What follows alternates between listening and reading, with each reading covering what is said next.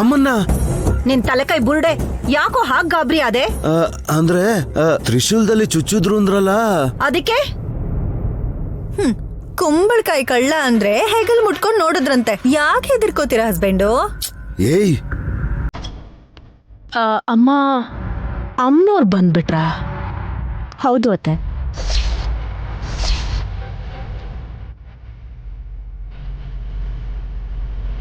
ಆ ತಾಯಿನ ಕಣ್ಣಾರೆ ನೋಡೋ ಅಂತ ಭಾಗ್ಯ ನಮ್ಮಿಬ್ರಿಗೂ ಸಿಕ್ತು.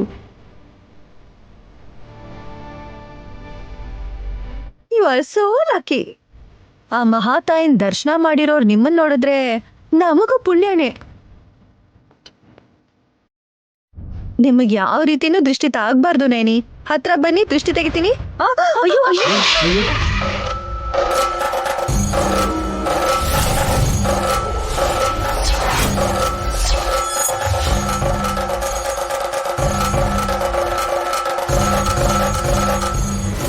ಅಯ್ಯೋ, ಹುಷಾರು ಅದಕ್ಕೆ. ತುಂಬಾ ದೃಷ್ಟಿ ಆಗಿದೆ ಅನ್ಸುತ್ತೆ. ಆರ್ತಿ ತಟ್ಟೆ ಕೂಡ ಈ ತರ ಬಿದ್ದಿದೆ ಅಂದ್ರೆ ನಾವೇನ್ ಅನ್ಕೋಬೇಕು?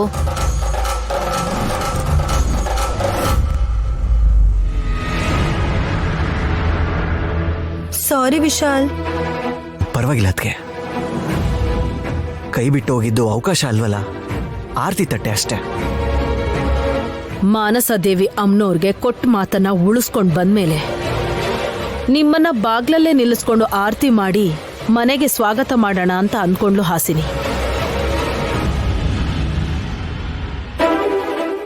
ನೀವೇನೋ ಒಳಗ್ ಬಂದ್ಬಿಟ್ರಿ, ಹಾಸಿನಿ ಹೊರಗೆ ಹೋಗಿಲ್ಲ. ಆರ್ತಿ ತಟ್ಟೆ ಮಾತ್ರ ಕೆಳಗ್ ಬಿದ್ದೋಯ್ತು.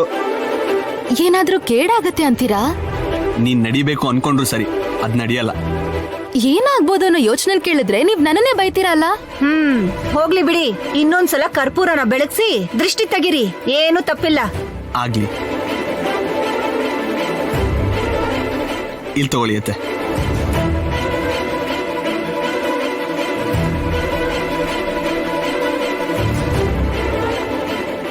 ಆಂಟಿ, ಈ ಸರ್ತಿ ನೀವೇ ದೃಷ್ಟಿ ತೆಗೆದ್ಬಿಡಿ. ಬಸ್ರಿ ಆಗಿರೋರು ಆರತಿ ಮಾಡ್ತಾರಾ?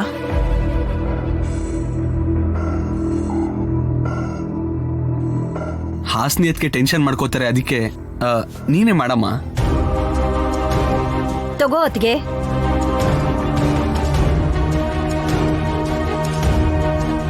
ಮನೆಯವ್ರ ದೃಷ್ಟಿ, ಹೊರಗ್ನವ್ರ ದೃಷ್ಟಿ,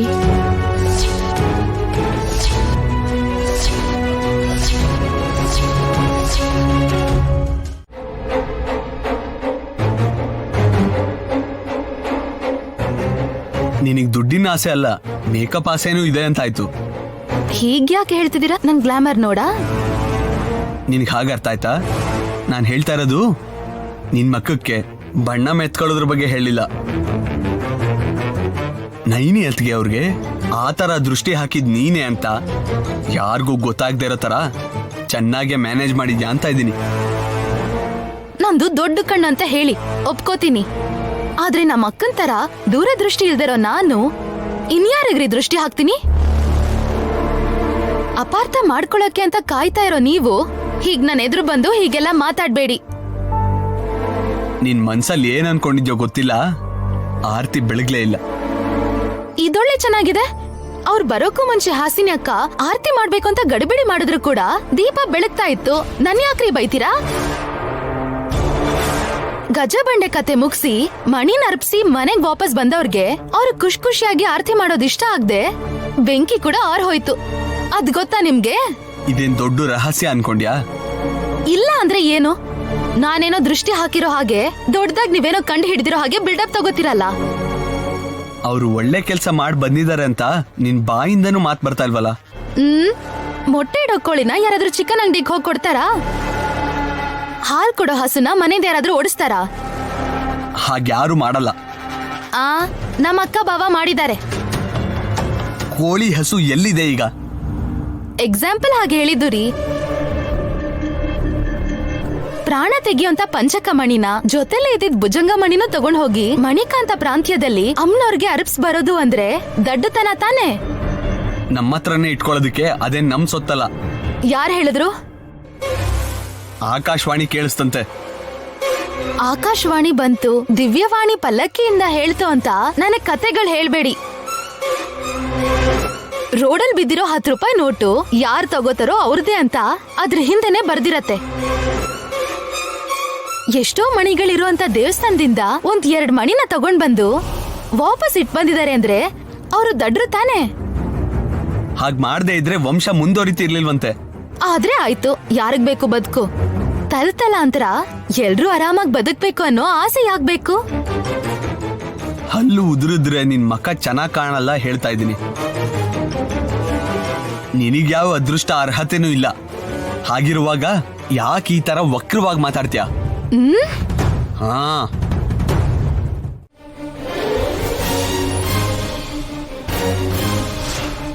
ಈಗ ನೀರಿನ ಗ್ಲಾಸು ಕೈ ಜಾರ್ತು ಅಂದ್ರೆ ಏನೋ ಕೇಡ್ ನಡೆಯೋದ್ರಲ್ಲಿದೆ ಅಂತ ನನ್ನ ಮನ್ಸಿಗೆ ಯಾಕೋ ಅನ್ನಿಸ್ತಾ ಇದೆ.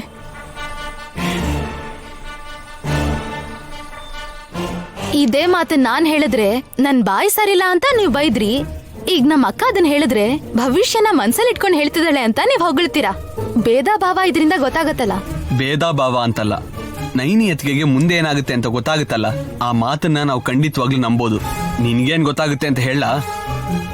ಮನ್ಸಲ್ಲಿ ಆಗಿರೋ ತವಕಕ್ಕೆ ಒಂದು ರೂಪ ಕೊಡು ಅಂತ.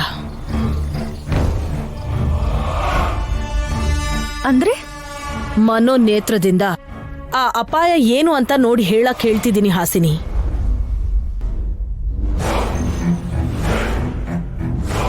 ಯಾವಾಗ ಬೇಕೋ ಅವಾಗ ಬರೋದಕ್ಕೆ ಅದೇನಾದ್ರೂ ಆನ್ಲೈನ್ ಡೆಲಿವರಿನ ಅತ್ತಿಗೆ? ಕಣ್ಮುಚ್ಕೊಂಡ್ರೆ ಬರಲ್ವಾ? ನಿಮಗ್ ನಿದ್ದೆ ಬರುತ್ತೇನೋ. ನೈನ್ ಏನೋ ಜಾತಕ ಜ್ಯೋತಿಷ್ಯ ಹೇಳ್ತೀನಿ ಅಂತ ಬೋರ್ಡನ್ ಹಾಕೊಂಡ್ ಕೂತಿಲ್ಲ.